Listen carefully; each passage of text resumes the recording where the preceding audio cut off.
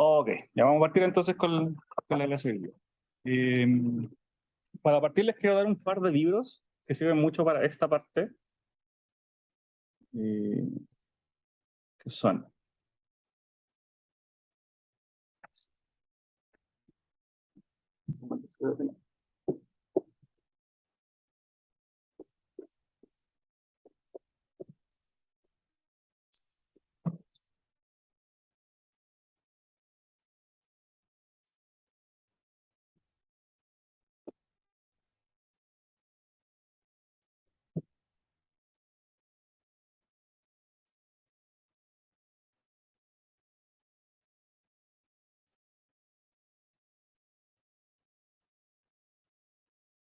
ojo que este es uno. Ay, déjenme cambiar esto porque...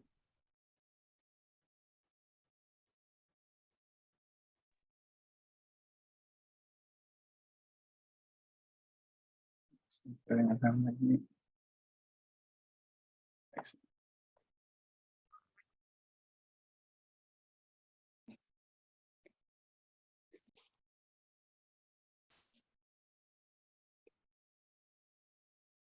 Ya. Hay uno que es The Physical Universe, An Introduction to Astronomy, de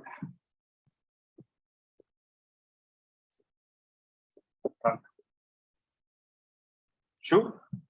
Ya, esto es para la primera parte de la clase de hoy día. Para la segunda parte de la clase de hoy, el libro es... Se dan cuenta que...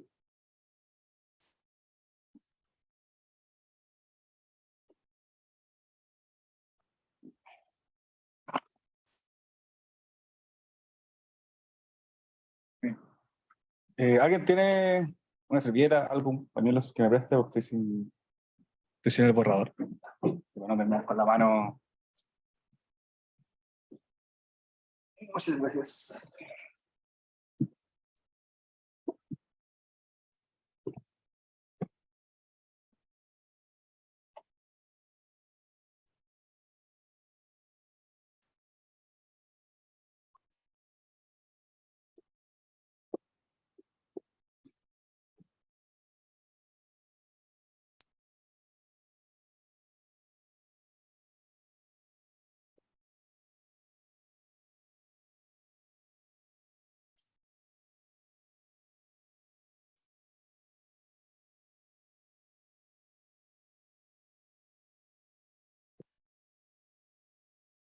Este,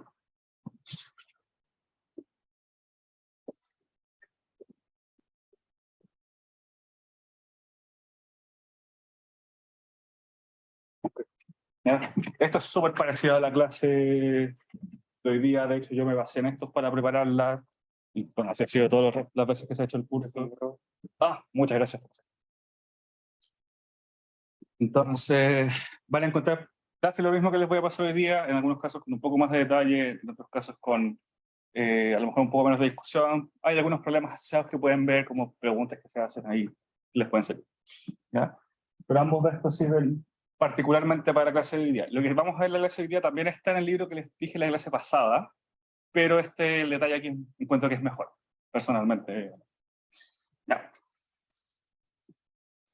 Entonces, ¿y de qué va la clase hoy día? La clase pasada lo que vimos fue un poco todo este tema del modelo estándar, como la constitución de los átomos, constitución de partículas, después pasamos a ver lo que era el medio interestelar, para ver de qué está compuesto, cómo este medio interestelar es básicamente todo el material que se posee para poder gatillar la formación de estrellas. Eso, el detalle de la formación estelar lo van a ver o lo estarían viendo en clases. Y después de tener eso, lo que nos interesa saber, lo que nos interesa ver ahora es, bueno, tenemos la formación estelar, ¿ya? Dentro de ese proceso, en algún momento tiene que ocurrir también formación planetaria. ¿Por qué? Porque básicamente la única vez en que hay suficiente material para formar planetas es el momento en que hay suficiente material para formar estrellas. O mejor dicho, de otra forma, ahí hay suficiente cuando se forma una estrella, lo que queda al menos sigue siendo suficientemente denso para formar planetas, asteroides, meteoritos, etcétera, etcétera, etcétera. Meteoroides, mejor dicho. ¿Ya? Entonces nos interesa saber eso. Ahora, no nos vamos a lanzar directamente a lo que es formación planetaria, ¿ya? Porque antes de eso es importante como tener ciertas ideas anteriores a eso. Básicamente, nos interesa saber, estudiar escalas de tiempo asociadas con el sistema solar. ¿Por qué? Porque de alguna forma, sabiendo cuánto tiempo existe el existir el sistema solar, podemos inferir y podemos comparar con los modelos, porque no nos sirve de nada tener un modelo de, ok, el sistema solar se forma de tal manera, si esos procesos son o muy rápidos o muy cortos y no son consistentes con la historia real del sistema solar. ¿Ya? Y también nos interesa saber esto porque el sistema solar es como nuestro laboratorio, por decirlo de alguna forma, para estudiar esto. Esta es una frase que siempre se repite, pero el sistema solar son los únicos planetas que nosotros podemos estudiar directamente. ¿Ya? Todos los demás planetas que se han encontrado fuera del sistema solar, la forma que se ha detectado y los métodos que se usan dan cierta información, pero es poca en comparación a lo que podemos ver acá. Aquí podemos estudiar la Tierra, por ejemplo, y estudiando la Tierra podemos tener un montón de información respecto a esto. ¿Ya? La pregunta es entonces, para partir, una forma de estudiar como qué tan viejo es el sistema solar es primero preguntándose qué tan vieja es la Tierra. Ya es como lo más directo de estudiar, es lo más fácil de estudiar en un principio. Y porque podemos, bajo ciertas suposiciones, voy a explicar más adelante, podemos inferir que la Tierra no debió haberse formado en una época muy distinta a la época en que se formaron los demás planetas. ¿Ya? No es congruente asumir que la Tierra se formó, no sé, miles de millones de años después o antes que otros planetas, porque los procesos involucrados en la formación planetaria hace que sea sumamente difícil que el material disponible forme planetas en distintas épocas, en distintos periodos demasiado separados. Básicamente los procesos que dan origen a un planeta tienen que dar al mismo tiempo el origen al resto, ¿ya?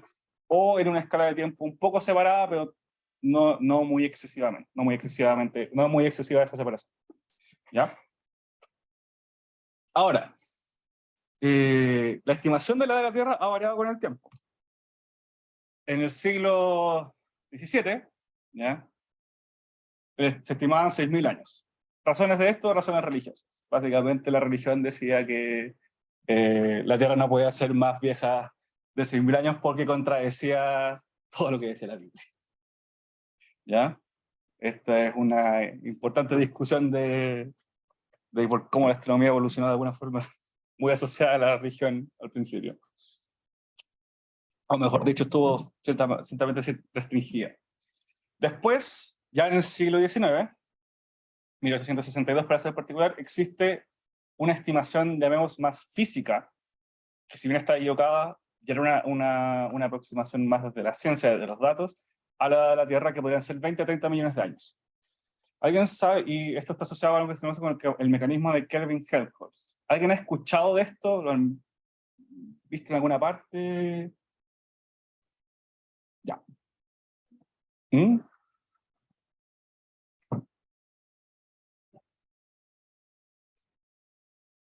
Tiene que ver con la estrella, pero no tanto con su formación. El mecanismo de Kelvin-Helmholtz fue de las primeras estimaciones o aproximaciones que se trataron de usar para explicar cómo las energías, cómo las estrellas producen energía. ¿Ya? Nosotros actualmente sabemos que la energía producida de la estrella es producto de fusión nuclear que ocurre en su núcleo. En un principio, que no se conocía el proceso de fusión nuclear, se creía que una de las formas era por colapso gravitacional. O sea, básicamente, la estrella tiene energía potencial, a medida que va quemando, se va contrayendo, esa contracción libera energía, esa parte de esa energía gravitacional pasa a ser liberada ya por la estrella, y eso produce luz, etc. ¿Ya? En base a eso, con estimaciones de la masa del Sol, se dijo, ok, para que esto ocurra, con esta masa, el periodo de vida o la cantidad o el tiempo que puede sobrevivir el Sol emitiendo energía mediante este mecanismo son 20 a 30 millones de años. ¿Ya? O mejor dicho, eso es lo que llevaba cuando se estimaba la edad de la Tierra. ¿Ya? Solamente la Tierra, o sea, el Sol podía producir energía por decenas de millones de años. ¿Okay? Esa es una estimación aparte de solamente consideraciones gravitacionales en el Sol. ¿Ya? Después de eso aparece el tema de la fusión y eso extiende la edad de vida de las estrellas por mucho, mucho tiempo. O sea, básicamente, no es que las extienda, pero eso permite explicar por qué las estrellas viven tanto como lo hacen, y que en realidad las escalas de tiempo no son de 20, 30 millones de años, sino que estamos hablando de miles de millones de años, ¿ya? Pero esa fue una primera estimación. Entonces como que se decía, bueno, si esa es la estimación de la edad del Sol, la Tierra más vieja que eso no va a ser.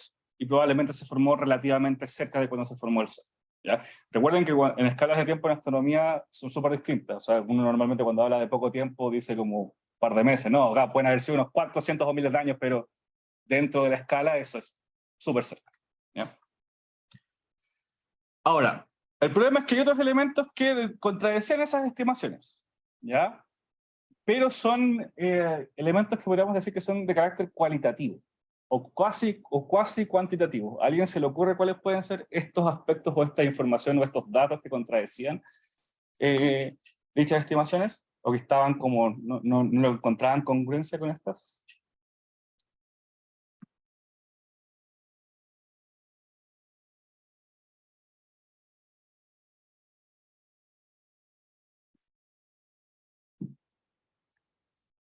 No piensan tanto como fuera de la Tierra, piensan como en la Tierra.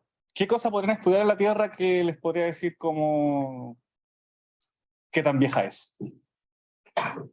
Fósiles. Fósiles.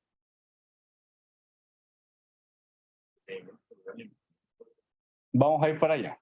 Pero en parte, básicamente eran fósiles y estudios geológicos, ¿ya? Estudiando el suelo, estudiando, por ejemplo, la estratificación del suelo, cómo este se ha subdividido en diferentes capas con diferentes sedimentos y qué procesos producen dicha estratificación, el descubrimiento de fósiles, las profundidades a las que estos se encuentran, etcétera, etcétera, etcétera.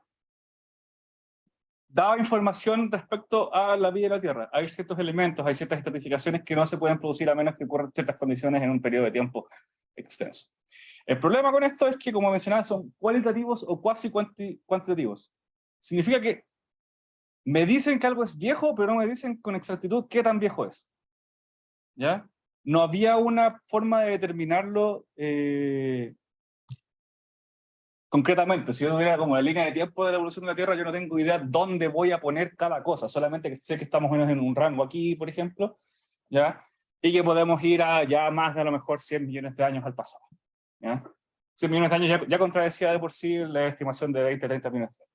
Pero el problema era ese, el problema era que yo no tenía una estimación como exacta de qué tan viejos eran. Podía ser una suerte de estimación, pero no tenía información concreta, ¿ya? Pero igual era el modo de determinar la edad de nuestro planeta. La solución a estos problemas, entonces, ocurre cuando se descubre la radiactividad y en particular el decaimiento radiactivo. ¿Alguien sabe lo que es el decaimiento radiactivo? Está asociado a la vida media, pero en sí, ¿cómo lo definirían? ¿A alguien se le ocurre? El decaimiento. ¿Es en el que deja de variar? No, el decaimiento no, o sea, entre comillas sí, pero no es, eso es como una consecuencia del decaimiento más que el decaimiento en sí.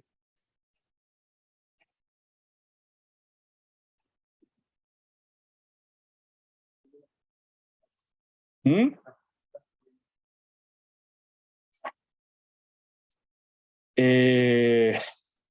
Ya.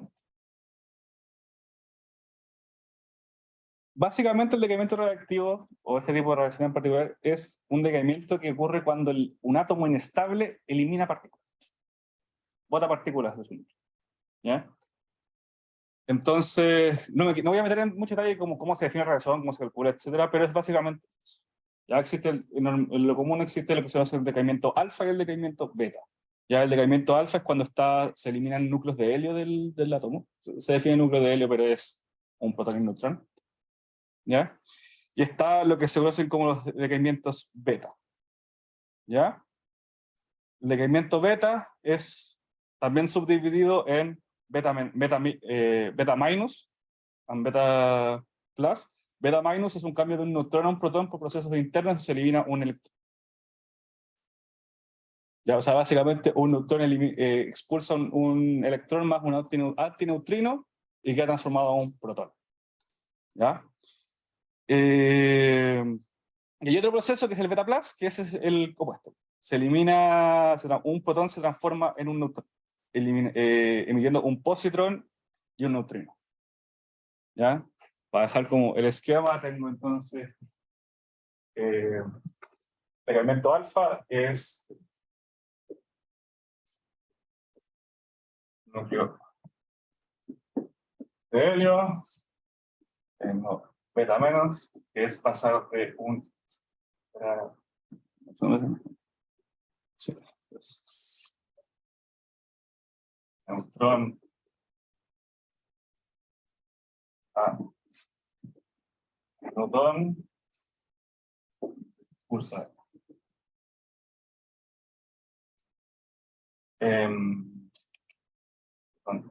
Electrón más un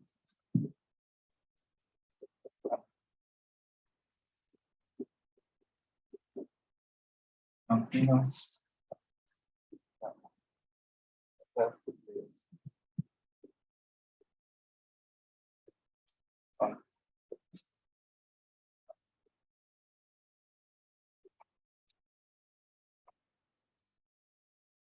Después un 9 vectores más.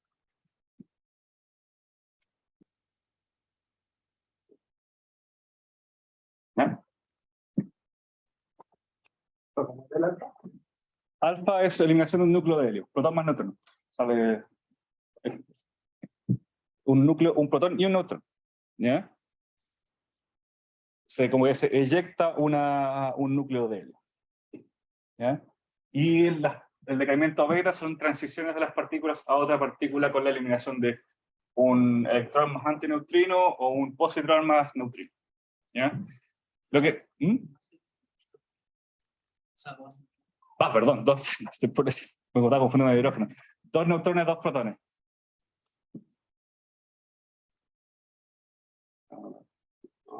Protones.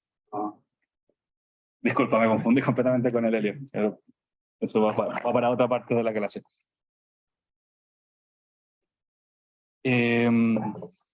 Ya. Pero básicamente estos son elementos que al ser inestables producen esto. Ocurre alguno de estos efectos de forma natural. Ya no necesita ser, no se producen de forma artificial. ¿Ya? ¿Pueden realizarse estas reacciones de forma artificial? Sí, pero la gracia es que se descubrió que esto se daba en ciertos elementos de forma espontánea. ¿Ya? Y básicamente lo que ocurre es que se determina, Rutherford determina la ley de decaimiento radiactivo. ¿Ya? O sea, determina, ok, ¿son espontáneos? Sí, pero no son al azar en el tiempo, sino que siguen una ley a lo largo del tiempo. Básicamente lo que dice la ley de Rutherford, o la ley de decaimiento radiactivo, es que el número de partículas en un tiempo t es igual a el número de partículas que había al principio, o sea que se formaron, que existían originalmente, por una exponencial que lo que importa es esta edad, que es un medio de t sobre tau. ¿Ya? Tau es lo que se conoce como la vida media. O sea, básicamente lo que me está diciendo es que el tiempo tau, la vida media, es el tiempo que tiene que transcurrir para que la mitad de los átomos de algún elemento radioactivo haya sufrido decaimiento. Y se tenga solamente la mitad de estos. ¿Ya? Esto es lo que implica eso. Entonces yo, sabiendo esta ley, puedo determinar edades. ¿Cómo puedo determinar edades? ¿A alguien se le ocurre cómo podría determinar la edad de algo a partir de esto?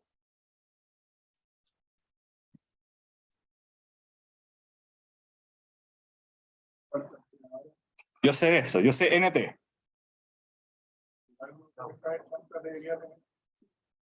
Esa es la parte importante, pero claro, tau también lo puedo determinar, se puede determinar el tiempo de vida media de un elemento reactivo de forma experimental.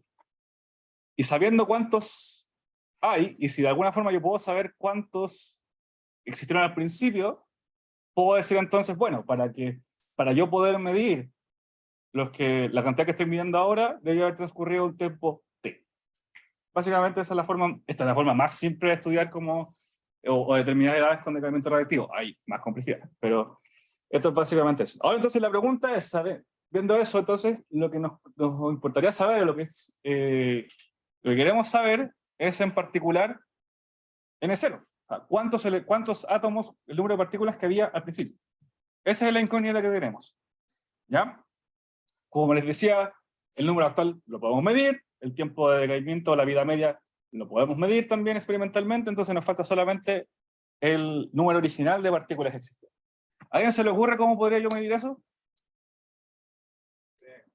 ¿Qué elementos de cada lo que estoy midiendo? Sí. El elemento A de cada elemento B.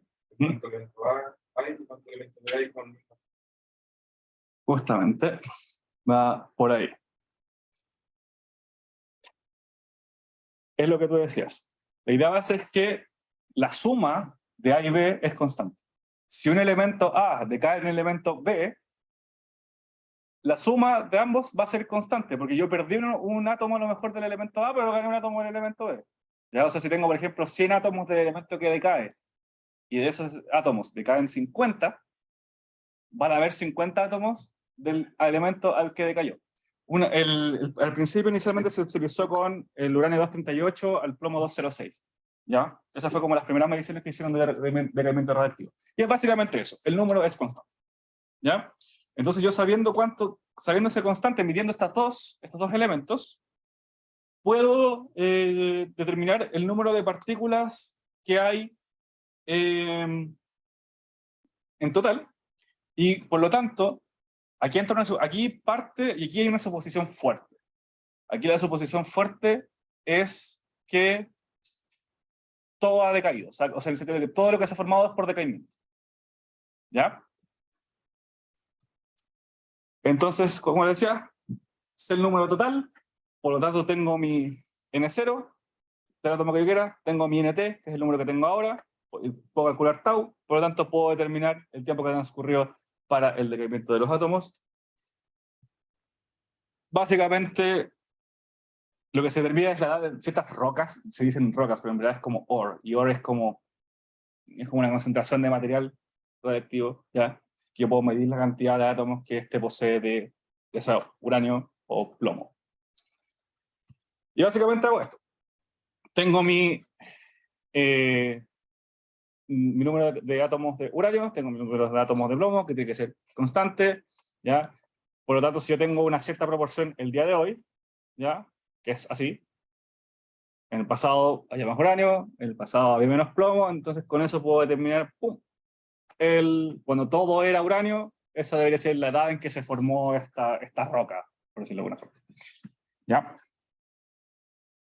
Y esa básicamente es la idea de datación radioactiva. Y eso nos da una forma ya mucho más precisa, mucho más cuantitativa de medir la edad de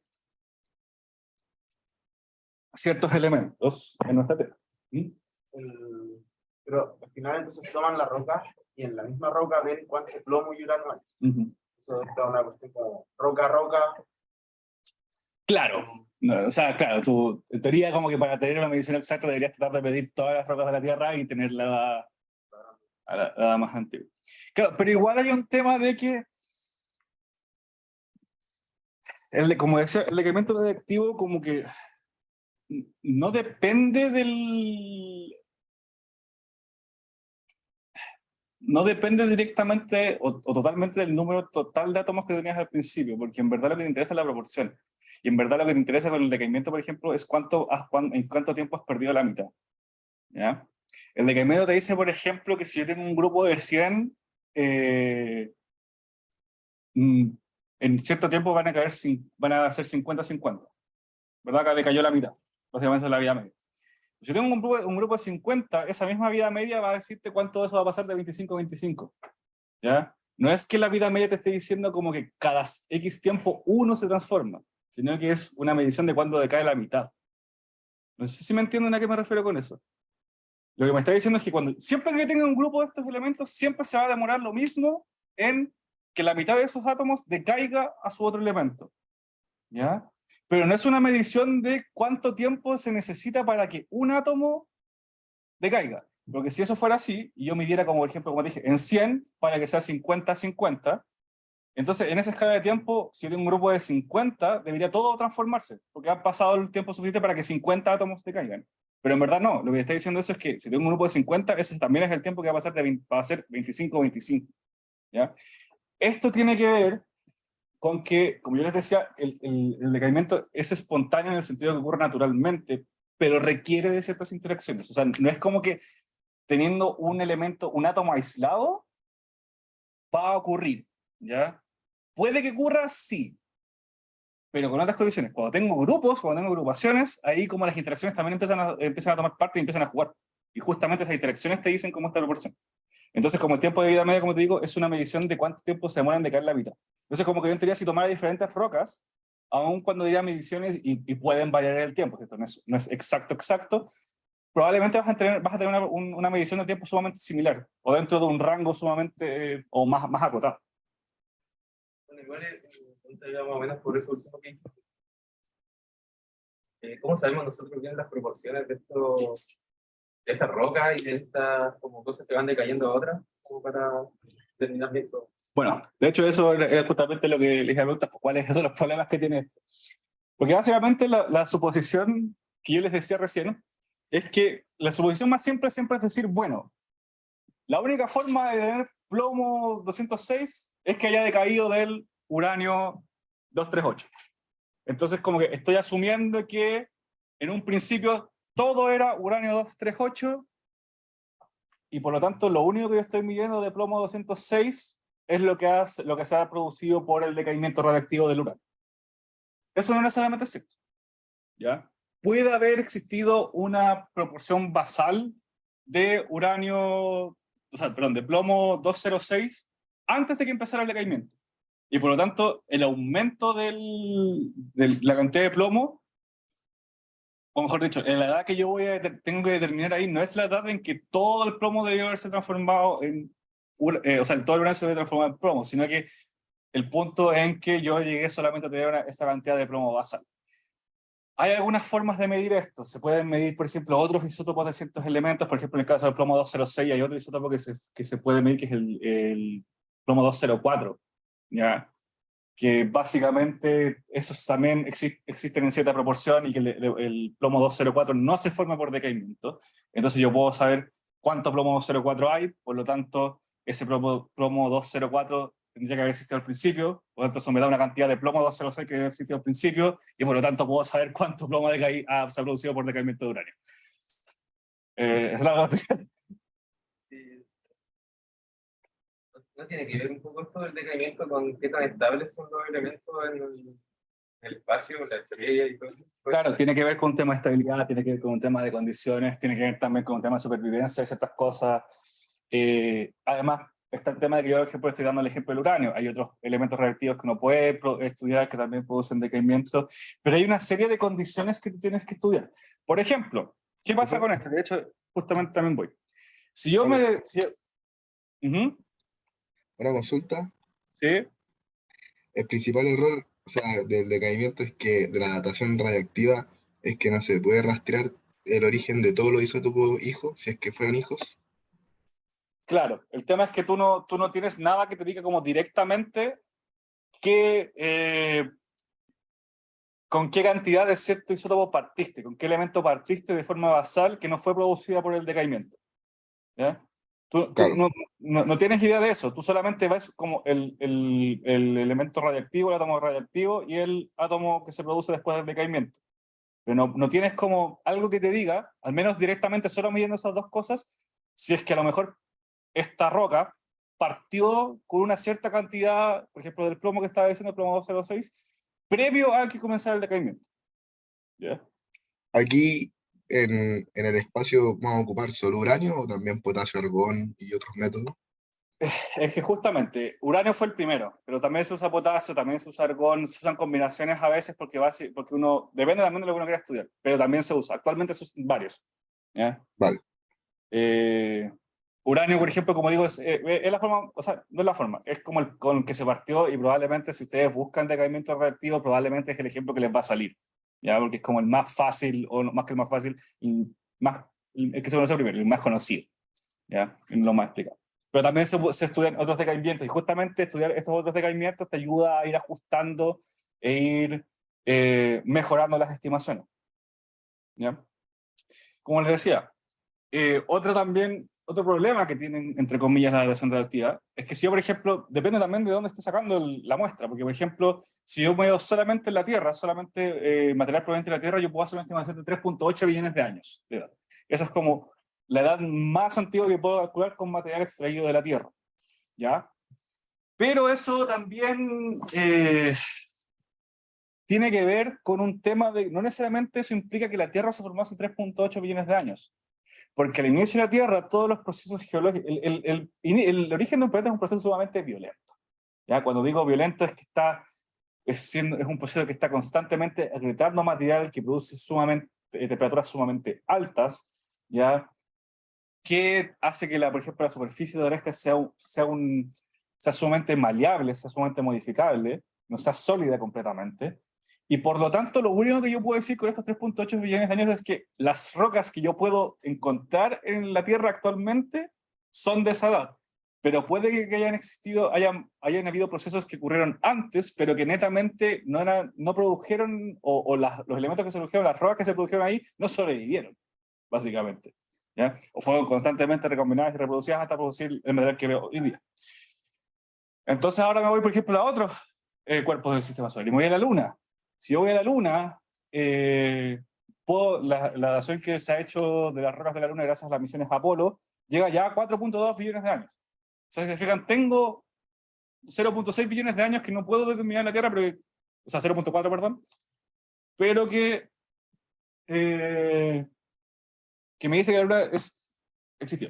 Y el tema es que yo no puedo decir, bueno, la Luna se formó antes que la Tierra porque eso no tiene ni pies ni cabeza. No hay forma de poder formar la Luna antes que la Tierra. Eso no puede ocurrir. ¿Ya? Eso no pasa, físicamente no es posible, ¿ya? Por lo tanto, la única opción es que la Tierra tenga al menos 4.2 billones de años, y no 3.8. Si yo después voy a muestras de meteoritos, eso ya tiene 4.6 billones de años. El tema está en que los meteoritos normalmente, y asteroides también, se forman como remanentes de procesos de formación planetaria, por lo tanto quedan después de que los planetas se forman. Por lo tanto, para que haya meteoritos de 4.6 billones de años, quiere decir que los planetas al menos deben haberse formado hace 4.6 billones de años, ¿ya?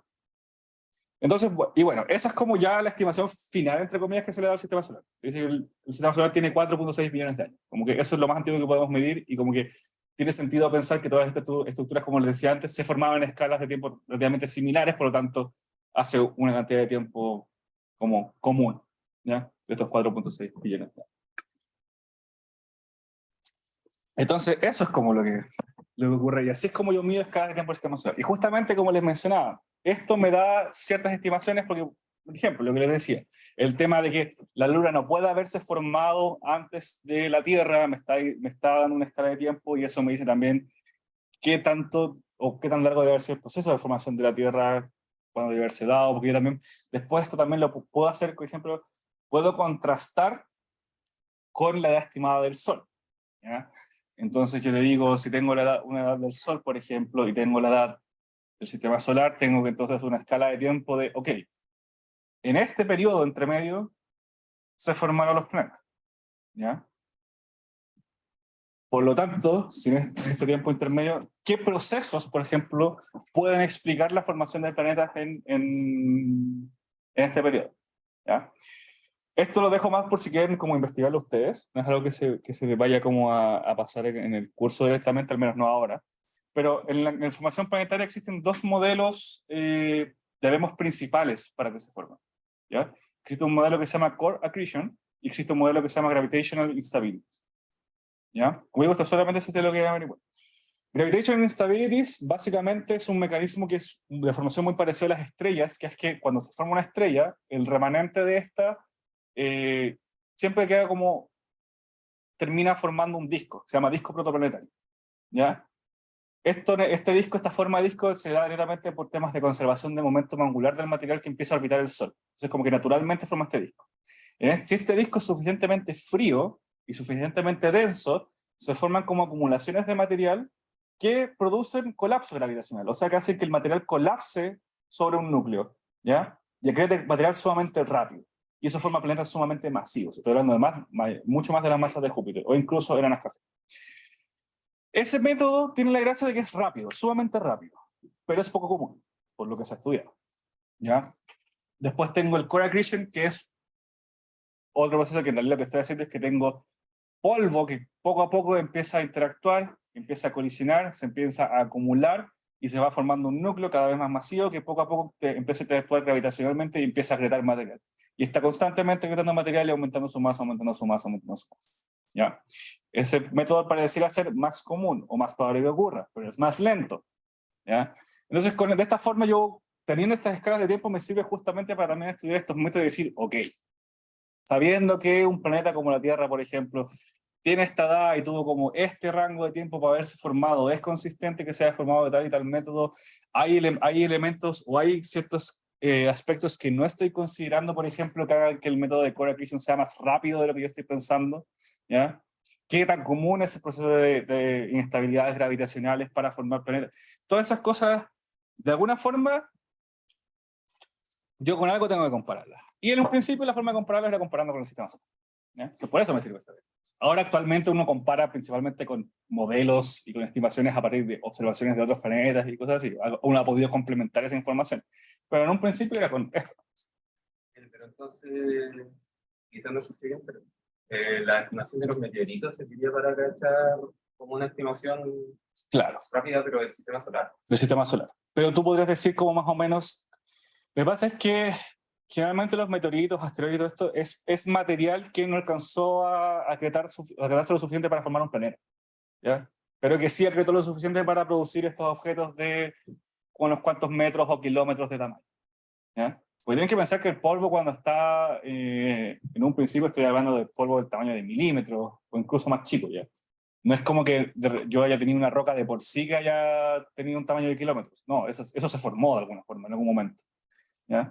Y por lo tanto quedaron después y no pudieron formar planetas. El tema de todos estos planetas como... Hay un tema de investigación que son como estos planetas fallidos, como estos planetas que no alcanzaron a llegar a puntos de acreción. Por ejemplo, de hecho, hay estudios que dicen que, por ejemplo, Júpiter evitó que se formaran más planetas, ya en cinturón de asteroides, por ejemplo, porque con la interacción gravitacional de Júpiter no permitió los procesos de aglomeración de material.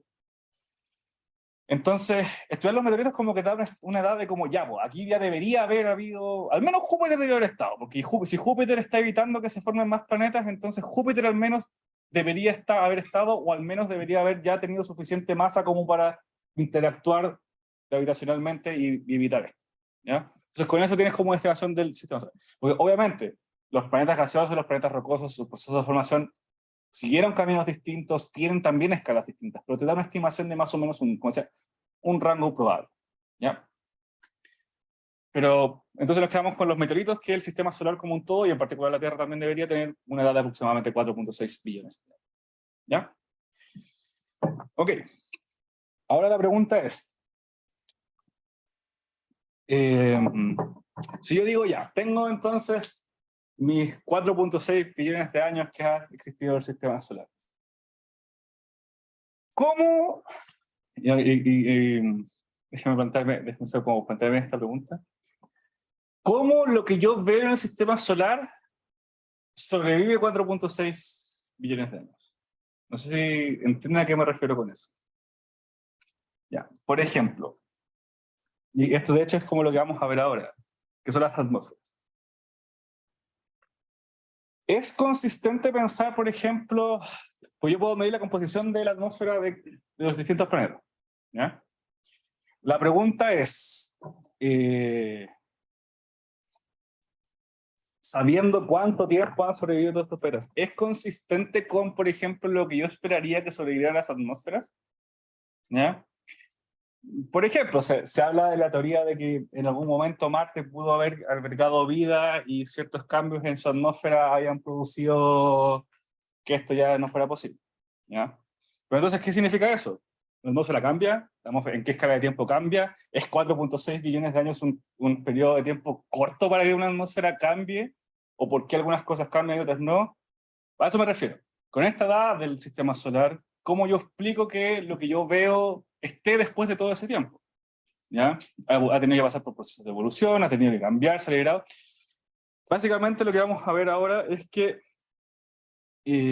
bueno, yo les decía, no vamos a tener atmósferas, no vamos a ver la superficie de momento, ¿ya?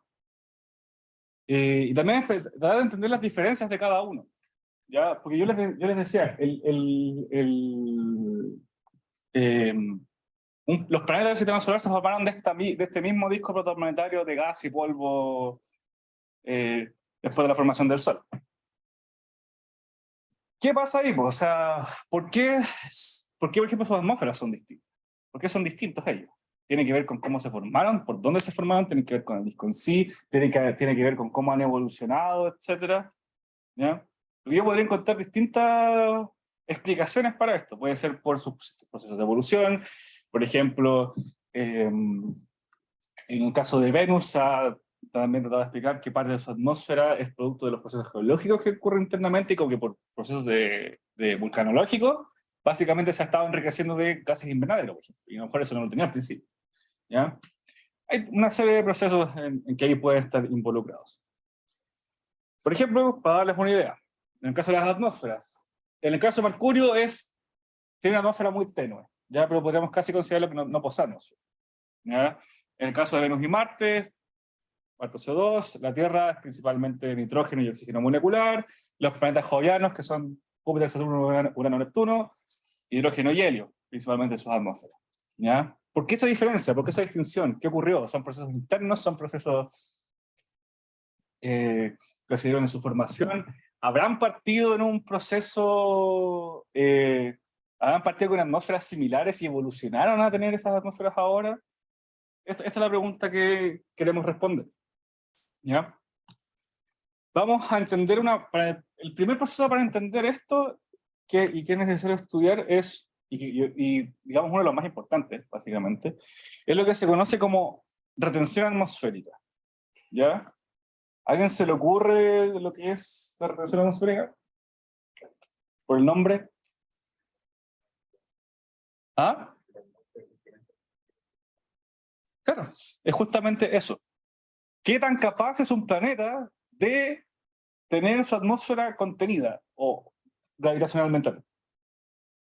¿Ya? Bueno, en realidad no es solo gravitacionalmente hablando, vamos a ver que tiene otro componente ahí importante. Pero es básicamente eso. ¿Qué tan fácil es que algunos elementos escapen y otros no de las atmósferas? ¿Ya? ¿Por qué es importante? Queremos como partir con esto, porque básicamente esto es como un primer efecto natural de cómo evolucionan las atmósferas, ¿ya? No depende de qué haya pasado en el planeta en sí, no depende de cómo haya ido evolucionando depende netamente si aún cuando tuviera tenido este gas al principio, si lo puedo mantener o no por el hecho de ser como es, ¿ya? De tener la masa que tiene. Porque si hay algo que sabemos es que los planetas no han cambiado, no han cambiado su masa, ¿ya? Se formaron de cierta forma, llegaron a un punto de estabilidad, agarraron el material que podían quedar y quedaron así. Y después de eso han evolucionado con esa misma masa por miles de millones de años. A lo mejor variaciones pequeñas por procesos internos, pero nada así muy significativo. Entonces, para entender esto vamos a partir con vamos a seguir la lógica de la idea de cómo se estudia la radiación atmosférica. Primero voy a decir que la atmósfera se comporta como un gas ideal, ¿ya? Que sigue la ley el pavo ratón, conocido comúnmente, después se puede transformar a esto.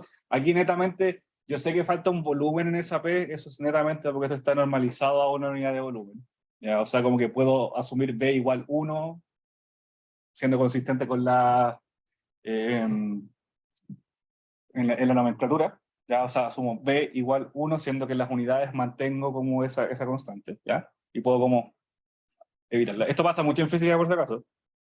Hay ejemplos, si alguno sigue como que ramos de física, cuando se mete en física moderna, por ejemplo, hay momentos que uno dice C igual, la velocidad de la luz igual 1, y mide en base a la velocidad de la luz, pero uno sabe que está pidiendo como en razón a la velocidad de la luz. Aquí es lo mismo. ¿Esto era como un gas ideal? ¿Funciona para toda la luz que vamos? No necesariamente, pero es un buen primer estimador. Después, aquí pasa mucho que uno idealmente lo que hace es tomar primeros estimadores, o sea, una primera aproximación que me dé como la visión general, y después voy ajustando en base a los procesos propios de cada uno, y para llegar a poder explicar específicamente cada uno. ¿Ya? Pero esta es como una buena primera aproximación. O sea, es básicamente como si esto no funciona, y todo lo demás no va a funcionar. Así que al menos esto tendría que darme algún resultado como que pueda ver a gran escala. ¿Ya? ¿Qué significa también que se comporte como un gas ideal? Es que tiene que solamente interactuar por colisiones elásticas. ¿Ya? ¿Alguien recuerda lo que significa una colisión elástica? ¿Mm? Claro. Sí, de hecho sí, esa es una buena forma de decirlo. O sea que toda la energía se intercambia. O sea que si yo pierdo energía cinética, la otra partícula gana esa energía cinética. No hay deformaciones o transferencias de energía por otros mecanismos. ¿Ya? O sea, el intercambio de la energía cinética se va a mantener. Y yo estudio esto, y esto me va a dar una distribución de velocidades. O sea, yo digo, ok, tengo mi volumen, mi cantidad de partículas, y por lo tanto llego a esta distribución. ¿Ya? O sea, si yo midiera la velocidad de las partículas, me deberían dar algo que siguiera esta tendencia. ¿Ya? Esto me va a dar una velocidad más probable de las partículas, ¿ya? Que está dado por esto. Tengo que es el peak de aquí. Esta es una velocidad más probable. Algo súper importante acá, y creo que se fijan en la curva, que si se fijan no es simétrica. ¿Ya? Tengo concentraciones que van aumentando de energía, o sea, de partículas que están a bajas velocidades, llego al peak, y llego después a las partículas que están con mayores velocidades, pero si se fijan esta cola se alarga, es más larga que esta subida que hay acá. ¿Ya? Hay una tendencia que las partículas, a que si bien es en menor cantidad, las partículas a altas velocidades tienden a expandirse más hacia las altas velocidades que hacia las cortas velocidades. ¿Ya? Eso es súper importante para un punto que vamos a ver después. Pero tengo esta velocidad, esta velocidad del pico es la velocidad más probable que pueden tener las partículas. ¿Ya? No voy a hacer acá los cálculos de cómo yo derivo cada uno de estos. En los libros igual lo explican un poco, ¿ya? Pero aquí no nos importa tanto como el cálculo, como decía, este curso es más explicativo de esto. Después, entonces, a partir de toda esta información, yo puedo sacar lo que se conoce como la raíz o el promedio de la energía cinética. La energía cinética de cada partícula no es constante. Como les decía, van a estar colisionando, por lo tanto, la energía cinética de cada partícula va a cambiar. Eso va a ocurrir. Pero, en general, el promedio de la energía cinética de las partículas, ¿ya? En promedio, van a tener una energía dada por esta fórmula, que está dada por la velocidad cuadrática promedio. Aquí esto es súper importante. Este cálculo está hecho con el promedio de la velocidad al cuadrado, que no es lo mismo que la velocidad promedio al cuadrado. ¿Ya? Eso cambia. Ese estimador hace que cambie este valor. Eso se usa para otros cálculos. Aquí me importa directamente el promedio del cuadrado de la velocidad. Y me da que esto sale justamente de la suposición de gas ideal y todo, que esto está dado por 3 kT medios. ¿Ya? Aquí entonces, ¿qué es algo que puedo ver directamente? Es que la energía va a estar asociada a la temperatura. O sea, también un factor que importa, aparte de lo que yo mencionaba la gravedad, era la temperatura del planeta. ¿Ya? Me va a importar la temperatura de la atmósfera para poder hacer este cálculo. ¿Ya? Y después yo puedo sacar esto que se conoce como el root mean square, ¿ya? Que es un estimador de... también es un estimador de la velocidad, que es básicamente la raíz cuadrada del promedio de la velocidad cuadrática, que está dado por esto. Que solamente lo que ocurre acá es que pierdo este factor de 2 y aparece este m, ya que es la masa de la partícula.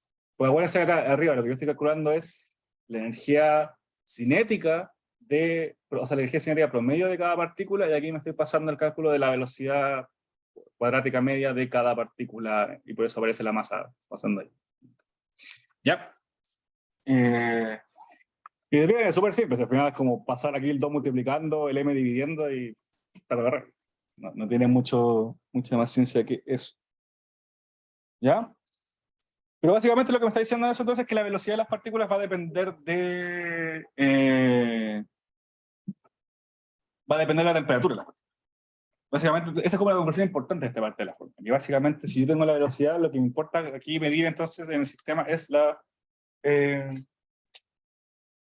temperatura en la que está. Entonces las partículas se van a estar moviendo en la atmósfera dependiendo de su temperatura. Se van a estar moviendo a mayores o menores velocidades dependiendo de su temperatura. ¿Ya? Y yo después entonces lo que hago es comparar esto con la velocidad de escape. ¿Ustedes han escuchado el término velocidad de escape? Que es básicamente la velocidad que necesita cualquier objeto de masa X para poder escapar el efecto gravitacional de un objeto masivo. En el caso de la Tierra, m es la masa de la Tierra, r es el radio de la Tierra. ¿Ya? Y esta es la parte gravitacional que yo les decía. O sea, la contención de las partículas, o sea, la razón de por qué las partículas pueden estar contenidas en esta suposición es que es netamente gravitacional. O sea, solamente la gravedad es lo que está manteniendo una partícula atrapada en la atmósfera terrestre. ¿Ya? Eso me va a decir que si las partículas tuvieran cierta velocidad, que sería la velocidad de escape, entonces a esa velocidad la partícula se iría, se escaparía. Y yo... ¿Me pregunta?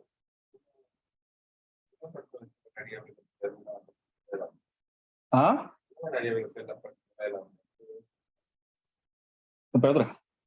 Es netamente temperatura. O sea, lo que está diciendo es que cuando por ejemplo, tiene que ver, por ejemplo, si yo estaba formando una atmósfera primigenia, por decirlo de alguna manera, cuando las temperaturas de la Tierra, la temperatura de la superficie está relacionada con la temperatura atmosférica, y hay un efecto de transmisión ahí. Entonces, cuando tenía, por ejemplo, un planeta sumamente caliente, la temperatura de la atmósfera también era más alta, por lo tanto, probablemente ahí las partículas se estaban moviendo más rápido. Eso implicó que ciertas partículas que, por ejemplo, rompieron con la velocidad de escape, se fueron de la atmósfera, y no quedaron en la atmósfera.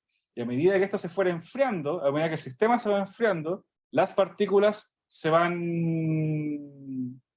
o sea, la temperatura de la atmósfera también va bajando, y por lo tanto la velocidad que estas poseen también va disminuyendo.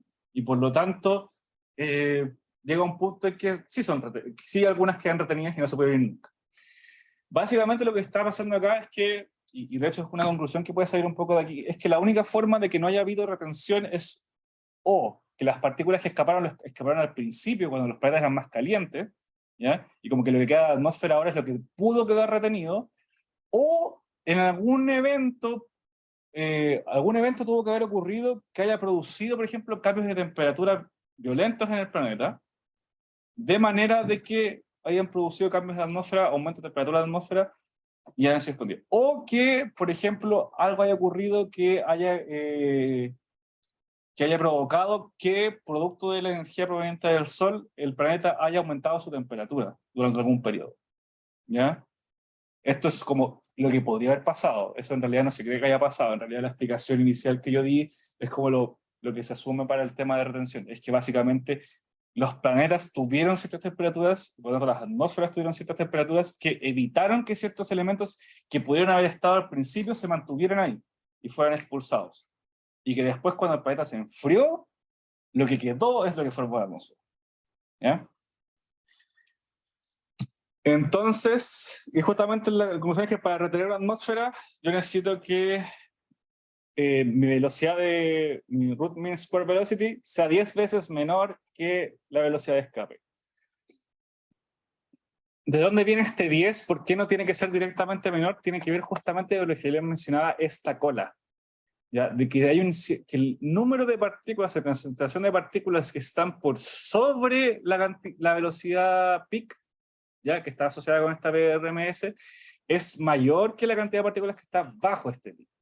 Por lo tanto, yo tengo más partículas superando esta velocidad probable, y por lo tanto, si solamente fueran iguales, todavía es posible que gran parte de las partículas hayan abandonado la atmósfera, ¿ya? Porque hay más partículas que están a mayores velocidades que a menores velocidades. Entonces, si bien a lo mejor no se perdió no se perdieron todas las partículas de ese elemento, sí se van a perder en gran concentración. Lo suficiente como para poder decir que no es uno de los principales componentes, o es un componente en baja cantidad. El 10 es justamente lo que da cuenta de esto y me dice como si este elemento tiene una velocidad de RMS que es al menos 10 veces menor a la velocidad de escape, sí o sí se va a deber encontrar en concentraciones al menos importantes en la atmósfera. ¿Ya? Y obviamente, como les decía, medir la velocidad de las partículas es súper difícil. ¿Ya? Por lo tanto, que yo puedo escribir la relación anterior, como les había mencionado que hay dependencia de la temperatura, la puedo escribir de esta forma. ¿Ya? Donde aquí m es la masa de la partícula. O sea que me está diciendo esto, que si yo llegué a una temperatura menor a un valor dado por esto, las partículas nunca van a tener suficiente energía cinética, por lo tanto suficiente velocidad para escapar de la atmósfera. Por lo tanto, la atmósfera queda retenida indefinida. Es básicamente eso. Porque mi valor de m, mi valor de la masa del planeta, como decía, está definido, es constante, la masa de la partícula también es definido, el radio. Entonces, fue la temperatura de alguna forma lo que ha producido estos cambios. Es lo que explicaba antes, que estos cambios en estos enfriamientos o después de la formación planetaria, perdón, permitió que algunos elementos sí fueran retenidos, porque la temperatura bajó suficientemente rápido como para que se mantuvieran ahí. En el contexto del sistema solar, lo que les quiero, como para ir ya terminando, es justamente se da esto. ¿Ya? Yo acá tengo este valor de 10 veces la velocidad de escape para distintos elementos, a diferentes temperaturas. ¿Ya? Y en los puntos tengo marcado como la temperatura del planeta específicamente. Si la línea está debajo del planeta, es porque se quedó. Si la línea está por sobre el planeta, es porque no lo pudo retener. Entonces, se fijan, lo que yo les mencionaba, los planetas jovianos justamente están por sobre este valor de hidrógeno y helio. Por eso todavía tienen harto hidrógeno y helio. ¿Ya? Por otro lado, la Tierra, Venus, están bajo esta línea. Quiere decir esto que, aun con las condiciones que existen actualmente en la Tierra, con la temperatura que tiene actualmente la Tierra, no puede retener hidrógeno en su atmósfera. Por lo tanto, ese elemento sí o sí se iba a perder. Cuando la Tierra era mucho más caliente, probablemente también ahí ya se perdió completamente. Pero de todas formas, ahora, en la actualidad, es imposible para la Tierra retener hidrógeno helio en grandes cantidades. Recuerden que hay partículas de hidrógeno helio que se movían a velocidades muy bajas, por lo tanto, aún quedan, pero son más chicas.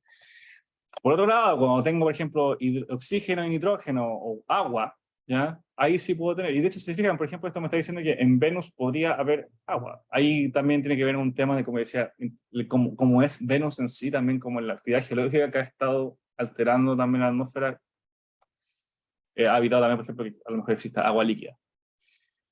En el caso de Mercurio, por ejemplo, de la Luna, ya no pueden tener dióxido de carbono. Aquí, por ejemplo, si se fijan, aquí también está el tema de que Marte está como en este punto medio extraño, que no puede tener agua en la atmósfera, pero puede tener oxígeno, y como les decía, que puede en un momento haya tenido niveles de agua como para, por ejemplo, soportar vida, pero no lo pudo retener. ¿Ya? Es una opción, la explicación es mucho más compleja y contempla otros factores, pero como que esta primera aproximación es buena. Y en el caso de Mercurio solamente puede mantenerse, no, ninguno de los otros elementos que se encuentran como en mayor abundancia en los otros planetas puede ser retenido por Mercurio. ¿Ya? Ese tema de temperatura también tiene que ver no solo con la temperatura del planeta por sus propias propiedades, también tiene que ver justamente el Sol, eso también afecta. ¿Ya? En el caso de Mercurio es entendible que un planeta tan cercano, sus temperaturas superficiales son mucho mayores producto del Sol mismo, por lo tanto no ha podido retenerlo, aun cuando el planeta naturalmente puede ser frío. ¿Ya? O sea, y se sabe, por ejemplo, que en Mercurio está la cara que da al Sol está a muchísimas, muy altas temperaturas, pero la cara que está en contra es sumamente fría, ¿ya? Porque internamente Mercurio no produce procesos como para generar calor, entonces se mantiene la temperatura de la superficie sumamente helada, ¿ya? Pero es esto. Entonces, básicamente esto es lo que sale de aquí, ¿ya? Entonces, justamente, físicamente, viendo como desde el modelo más simple de esto, uno puede decir, ok, no es posible que ciertos elementos estén en ciertas atmósferas. ¿Ya? Y como les decía, justamente esto es lo que a mí me permite decir, comparando con lo que veíamos antes, que es el tema de las escalas de tiempo, ok, sí, es razonable pensar que aun cuando haya sido tantas escalas de tiempo, los planetas son como son. ¿ya? Y que no hayan sufrido tantas alteraciones, por ejemplo, en estos periodos. Más allá de los procesos como naturales que han sobrevivido. Pero eso, esa es la clase de hoy día, ¿ya? Eso es como, ya nos estamos viendo más el tema de, como dije, formación de sistemas o formación de diferentes elementos de astronomía, como dije en clases también el tema de formación estelar. Acá vamos a ver, acá ahora la división que se hace normalmente es que con el profesor van a estar viendo más como justamente procesos estelares, como en esas escalas, y acá nos vamos en las auxiliares a dedicar ya a las cosas más chicas, ¿ya? Planetas, planetoides, meteoroides y cosas de ese estilo. Voy a dejar de